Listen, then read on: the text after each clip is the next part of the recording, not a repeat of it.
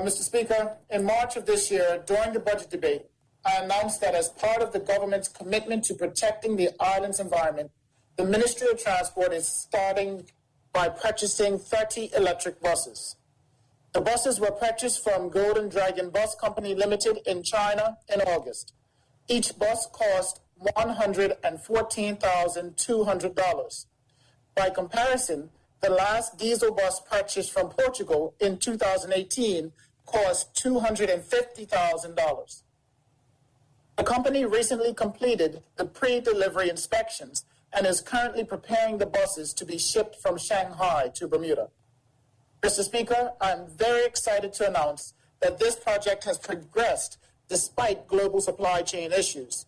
We anticipate that the buses will be arriving on 3 shipments over the next few months, but more so because they are scheduled to go in service in April of 2022. Mr. Speaker, an engineer from Golden Dragon Bus Company will be based in Bermuda for 3 months after the buses arrive to support with commissioning and training of the Department of Public Transportation staff. Additionally, the department's technicians will participate in electric vehicle training online via the Institute of Motoring Industry, UK, and locally via the Bermuda College. The department is also recruiting additional bus operators to ensure that we have the resources required to provide a reliable and consistent public bus service.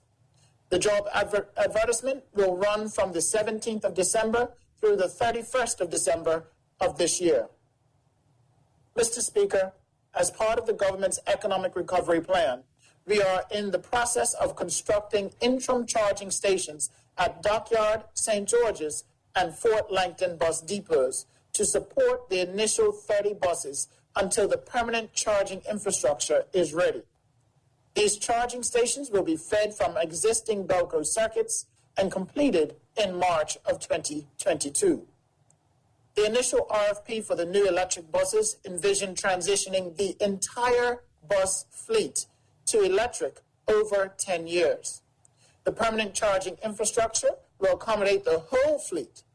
There will be a total of 30 charging stations servicing 60 bus bays, a 450 kilovolt amp rooftop solar PV array, and a battery energy storage system at the Fort Langton bus depot.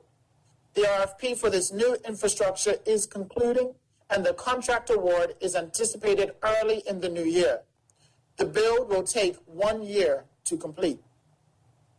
Mr. Speaker, although the RFP included buses with wheelchair access, the new buses are not wheelchair accessible. We have revisited feedback from the 2019 Transport Green Paper, consulted with relevant stakeholders, and believe that a dedicated program would better serve persons with motorized wheelchairs. The ministry is currently working on a paratransit program, and I will be sharing more on this initiative in February.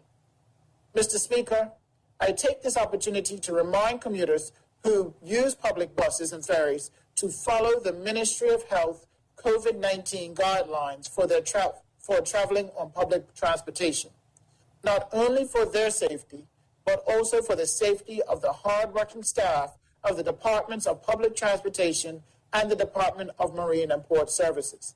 Thank you, Mr. Speaker.